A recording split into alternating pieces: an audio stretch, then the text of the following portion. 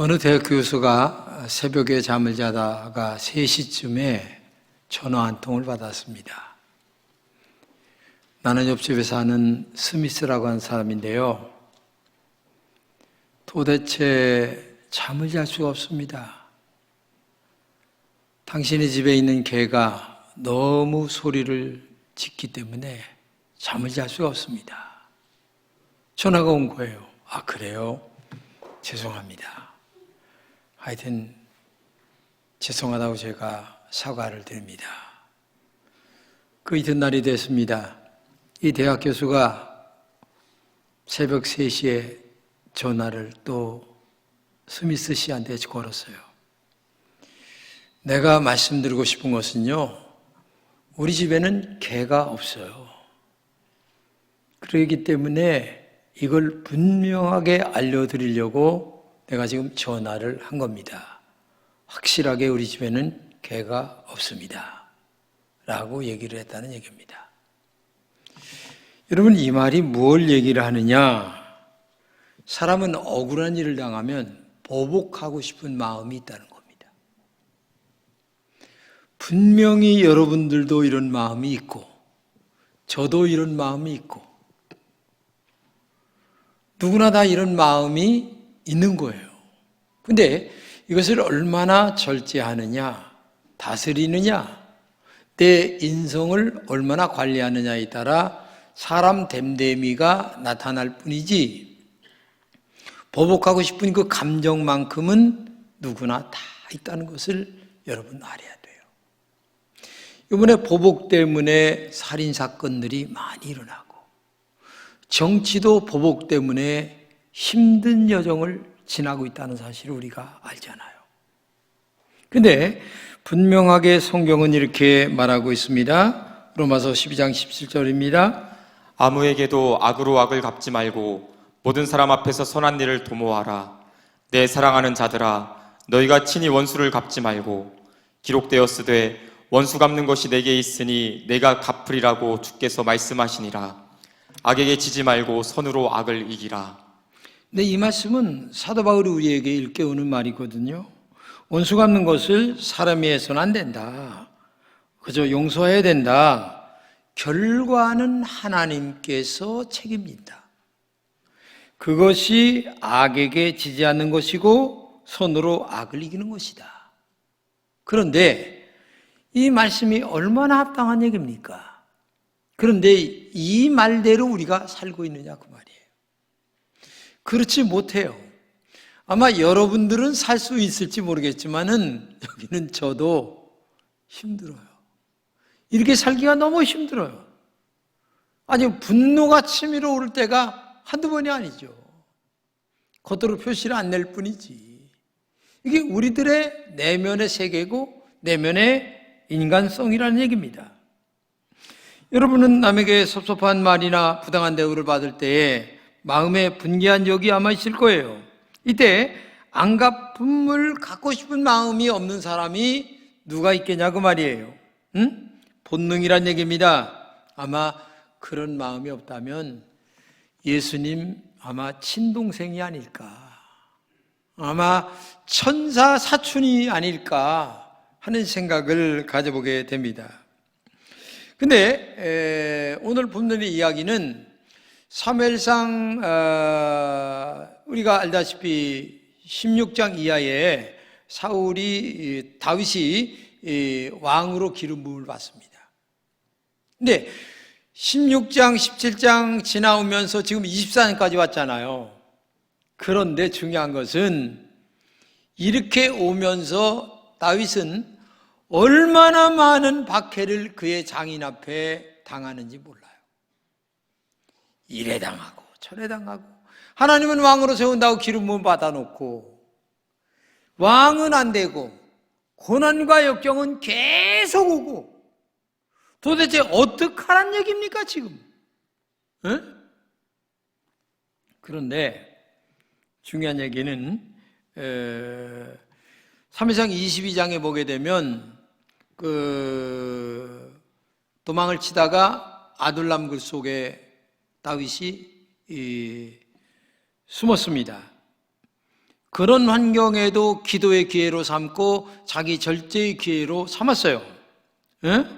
근데 하나님은 이런 그 훈련을 통하여 그 내면의 인간성, 내면의 신앙심, 그리고 사람 됨됨이에 대한 모든 것들을 키워가고 있는 중이었어요. 이렇게 아둘람 굴에 숨었다라는 이야기를 들을 때에 놀랍게도 400명의 군사가 모여들기 시작을 하는 겁니다. 그러니까 한마디로 얘기하면 그때서부터 다윗의 힘을 하나님이 서서히 키워가고 있는 거예요. 그 이야기가 22장 1절에 나옵니다. 그러므로 다윗이 그곳을 떠나 아둘람 굴로 도망하매 그 형제와 아비의 온 집이 듣고는 그리로 내려가서 그에게 이르렀고 환난당한 모든 자와 빚진 자와 마음이 원통한 자가 다 그에게로 모였고 그는 그 장관이 되었는데 그와 함께한 자가 400명 가량이었더라. 그러니까 400명 정도가 다윗에게 모여들기 시작을 하는 거예요. 이 어려움과 고난을 통하여. 그러니까 보이지 않게 하나님은 다윗의 힘을 지금 키워가고 있는데 다윗은 그 하나님의 뜻을 모르고 원통하고 울분만 터하는 거죠. 내가 왕이 된다고 기름 부어놓고 지금 그래 이렇게 어려움과 고난이 있다면 이거 되겠습니까? 에? 그때 사울은 다윗을 잡으러 기브아에 와 있었는데 그 지역 사람들이 다윗을 잡는데 협조하지 않는다고 세상에 아비멜렉 제사장서부터 그의 일가 친척 아니면 주변의 모든 사람들을 다 죽여요. 근데 그의 아비멜렉의 제사장의 아들 아비아달이 몰래 도망을 쳐서 다윗에게 합세를 합니다. 그리고 나중에 다윗이 왕이 된 다음에 이 아비아달을 제사장으로 삼게 돼요. 왜? 제사장의 아들이니까 제사장이 될 수 있는 이 길이 되는 거니까. 하나님은 이렇게 이제 키워가고 있는데 모른다는 얘기예요. 우리 인간도 마찬가지입니다. 하나님은 다 믿음으로 살고 신앙으로 살면 알아서 하나님이 우리 앞길을 차차차차차 인도해 나가세요. 근데 우리는 너무 급해. 지금 당장 뭐가 돼야 되는데 안 되고 사울랑 같이 지금 막 분노에 치밀어 오르는 일들은 계속 일어나고 어떻게 해야 된다는 얘기입니까 지금? 생각해 보세요. 오늘 본문의 얘기가 그 얘기예요. 뭐냐면은 사울은 다윗을 잡으려고 혈안이 되어 있어요.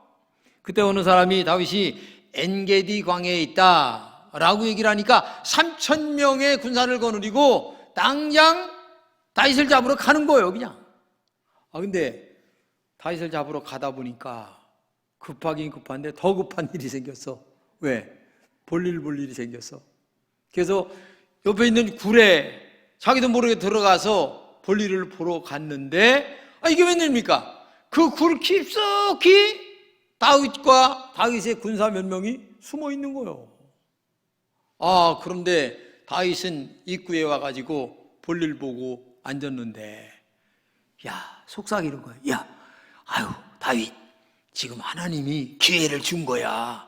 그래 이때 우리 사울의 목을 치자. 그러니까 다윗이 아니야. 우리가 기름 부은 자를 그렇게 치면 안 돼. 그거는 하나님의 뜻과 어긋나는 거야. 우리는 하나님의 뜻이 더 중요하지 사울을 죽이는 게 중요한 게 아니야. 그 죽는 것도 하나님의 뜻 가운데서 죽여야지 함부로 그렇게 기름 부은 자를 그렇게 하면 안 돼. 이 본문 4절을 한번 보세요. 다윗의 사람들이 이르되 보소서 여호와께서 당신에게 이르시기를 내가 원수를 내 손에 넘기리니 내 생각에 좋은 대로 그에게 행하라 하시더니 이것이 그날이니이다 하니 다윗이 일어나서 사울의 고돗자락을 가만히 베니라. 그렇게 좋은 기회가 왔는데도 목을 치질 않아요. 그리고 살곰살곰 겨가가지고 아마 긴 옷자락에 한 구퉁이를 잘라냈는데 그 자르는 것도 오늘 본문에 보게 되면 마음에 찔렸다 이렇게 얘기를 합니다. 본문 6절 한번 읽어주세요. 자기 사람들에게 이르되 내가 손을 들어 여호와의 기름 부음을 받은 내 주를 치는 것은 여호와께서 금하시는 것이니 그는 여호와의 기름 부음을 받은 자가 됨이니라 하고 다윗이 이 말로 자기 사람들을 금하여 사울을 해하지 못하게 하니라.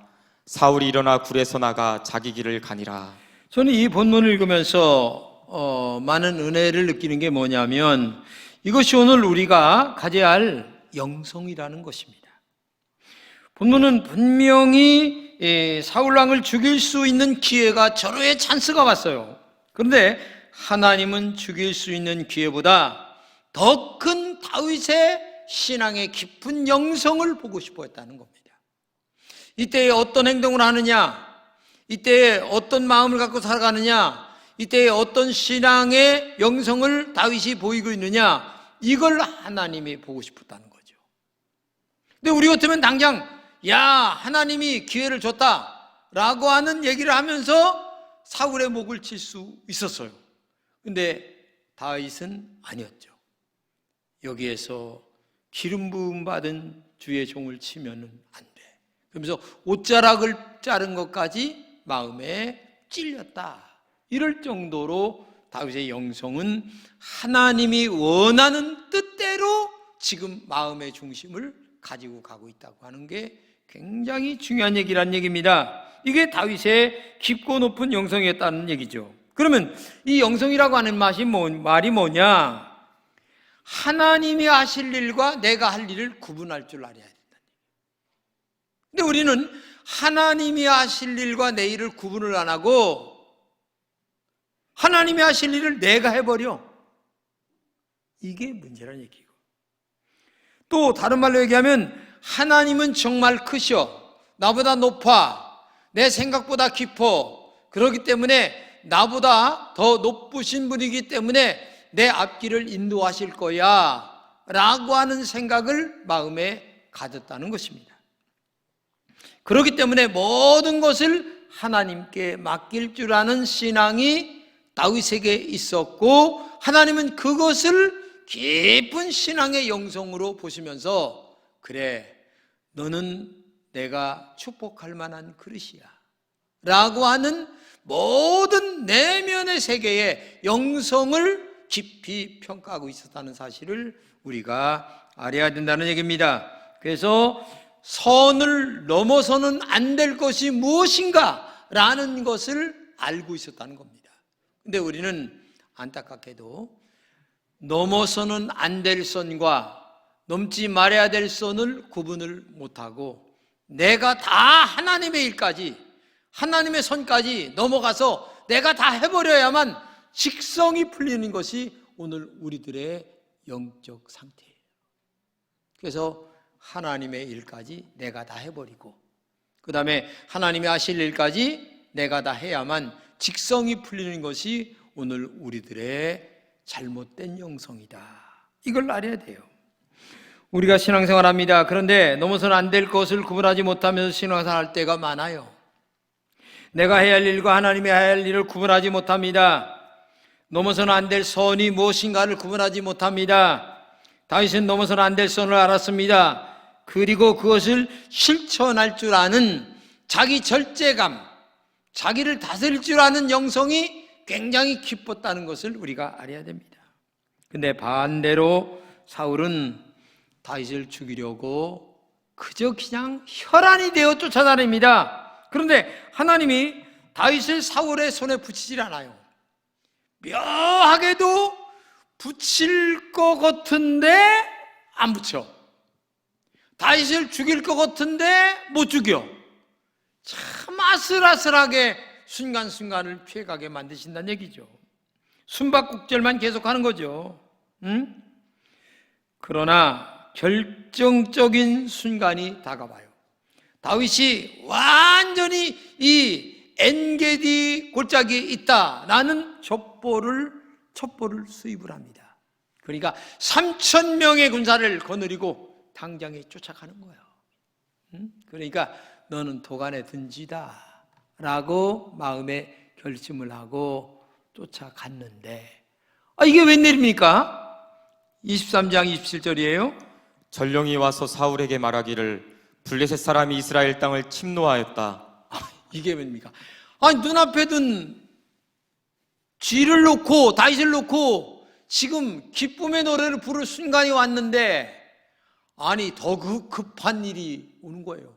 아니 브레셋 사람이 지금 우리 땅을 점령해 들어왔습니다. 큰일 났습니다. 다윗 잡는 것보다 지금 브레셋 지금 이 침공을 막는 게 더 급합니다. 아니 따져보고 보니까 지금 나라가 망할 지경인데 다윗이 지금 순서가 안 되니, 그러니까 할 수 없이 앞에 다윗을 놓고 철수를 하면서 전쟁을 하러 가는 거예요. 아이고 배가 8해나 아파 죽겠는데 지금 세상에 8해나 아프가 아니라 100일이 아파도 어떻게 지금 나라가 지금 망하는 판인데 다윗은 나중에 잡아도 되고, 그래서 할 수 없이 철수를 하는 거예요. 하나님은 앞에서 아슬아슬하게 다윗이 잡을 듯하게 만들어 놨다가 살짝 귀하게 만들고 살짝 귀하게 만들고, 이게 한두 번이 아니에요. 이게 참 희한한 역사죠. 왜? 다윗의 영성이 너무나 깊고 높고 은혜롭고 하나님 마음에 들었기 때문에 하나님은 다윗의 영성을 키워가면서도 한쪽으로는 그의 모든 것들을 보호하시고 인도하시고 사랑하시고 축복하시는, 그러니까 다윗의 영성이 깊다 보니까 자기 자신을, 다윗을 축복하는 사람이 스스로 된 거예요. 하나님의 인도하심을 받는 길이 그에게 있었단 얘기죠. 우리가 가끔 보면은 이게 우연이 된 일이 아닌가라고 말할 수 있는데, 하나님에게는 우연이라는 게 없어요. 모든 것은 하나님의 섭리 가운데 되어지는 거예요.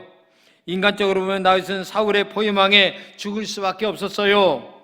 그러나 하나님이 블레셋 사람을 일으켜 다윗이 잡히지 않도록 하셨습니다. 영성으로 사는 사람에게 하나님의 보호와 인도하심이 있다는 것을 믿으시기를 축복합니다. 아멘. 여러분 이사야 43장 1절입니다. 야곱아, 너를 창조하신 여호와께서 이제 말씀하시느니라. 이스라엘아, 너를 조성하신 자가 이제 말씀하시느니라. 너는 두려워하지 말라. 내가 너를 구속하였고 내가 너를 지명하여 불렀나니 너는 내 것이라. 내가 물 가운데로 지날 때에 내가 함께할 것이라.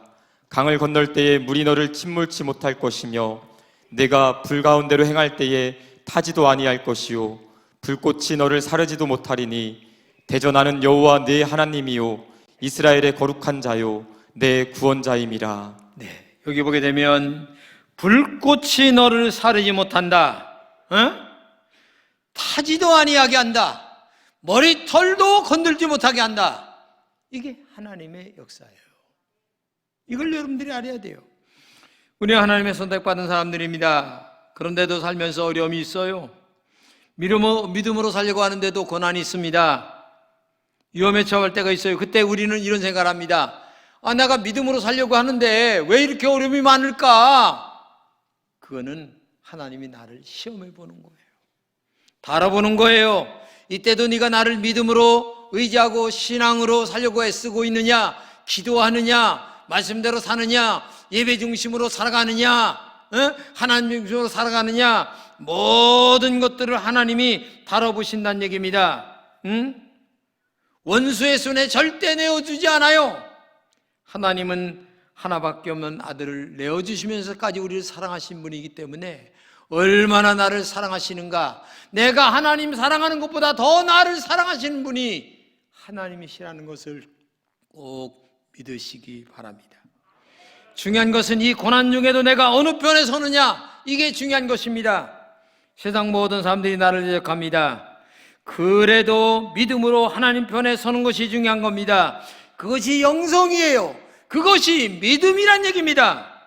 그때 다윗처럼 하나님이 보호 가운데 있다는 것을 꼭 기억하고 어떤 경우에도 기어이 승리하게 하시는 하나님 편에 서는 여러분 되시기를 진심으로 축복합니다. 사울이 엔게디 굴에서 볼일을 보고 이제 나갑니다. 근데 멀리 저만큼 갔어요. 그때 다윗이 뒤에서 소리를 칩니다. 한번 24장 8절입니다. 다윗이 땅에 엎드려 절하고 오늘 여호와께서 굴에서 왕을 내 손에 붙이신 것을 왕이 아셨을 것입니다. 나의 아버지여 보소서, 내 손에 있는 왕의 옷자락을 보소서. 내가 왕을 죽이지 아니하고 옷자락만 베었은즉 나의 손에 악이나 죄과가 없는 줄을 아십니다. 왕은 내 생명을 찾아 해하려 하시나 나는 왕에게 범죄한 일이 없나이다.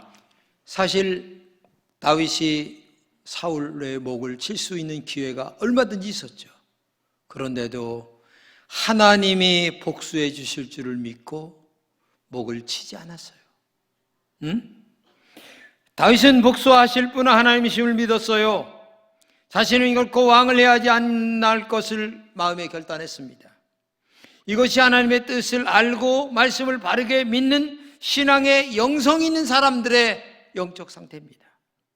하나님은 나의 감정대로 원수 갚는 것을 원치 않으신다는 것을 알았습니다. 근데 우리는 문제가 내 감정대로, 내 뜻대로, 내가 하고 싶은 대로 되어야만 하나님의 뜻으로 알고 있고 또 그것이 직성이 풀려요. 근데 하나님은 그걸 원치 않으셔요. 하나님이 높으신 분이 다로 사실 줄로 알고 때가 되었을 때쯤 되었을 때 하나님이 모든 것들을 해결해 주실 줄로 믿는 믿음. 그래서 인내하는 영성, 기다리는 영성, 날마다 말씀대로 살고 나는 기도하며 하나님의 말씀대로 살며 모든 것을 하나님께 맡기며 살아가는 그 영적 상태가 되었을 때에 하나님은 기뻐하시고 자기 자신을 축복하는 사람이 된다는 사실을 우리가 알아야 돼요. 결국 다윗의 이 말을 들은 사울은 이렇게 얘기합니다. 16절입니다. 그러자 사울은 내 아들 다윗아 이것이 정말 내 목소리냐 하고 큰 소리로 울며 말하였다. 내가 악을 선으로 갚는 것을 보니 나보다 낫구나. 여호와께서 나를 내 손에 넘겨주셨으나 내가 나를 죽이지 않았으니 과연 오늘 너는 나에게 자비를 베풀었다. 이 세상에서 자기 원수를 소나기에 넣고도 그냥 놓아줄 자가 어디 있겠느냐.